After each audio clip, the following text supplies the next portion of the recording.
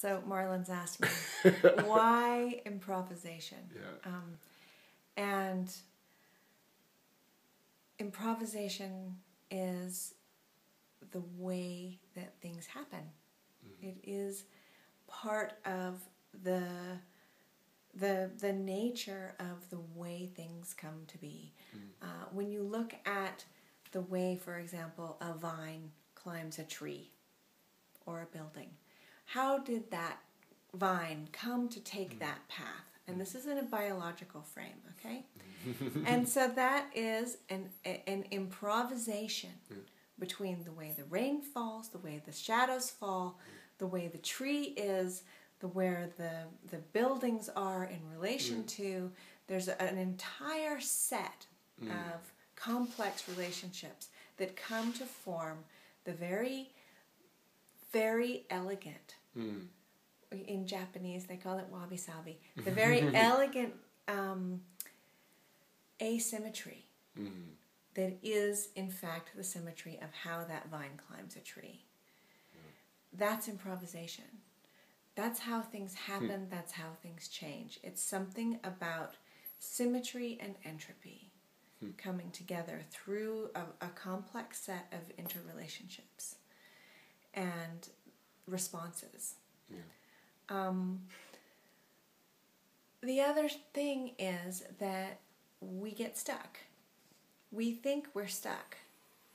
We get into what my dad called double binds, where we don't see that there's any option for something to move. And in order to work through those, we can use improvisation as a tool to get our thinking up a level.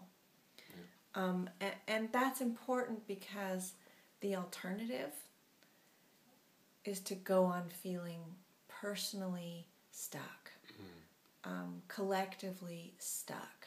Or get crazy. And yeah, I mean, it's in the film. I called it a creative I know imperative. you don't like to do the schizophrenia thing. I'm not going there. but the fact How did you call it? You called it very nicely. I called it a creative imperative. Good. Yeah, because either you get creative or you break. Yeah. And most of the time, I think, especially with some leverage in your thinking skills, and this is why it's all important, is that all of this work offers some leverage, some ability to start to see where the traps are in our thinking and work with those traps. Just being able to see them and say, this is a pattern. I recognize this pattern is a whole different thing from being stuck inside it and tormented by the stuckness and the not seeing the edges of it. Yeah.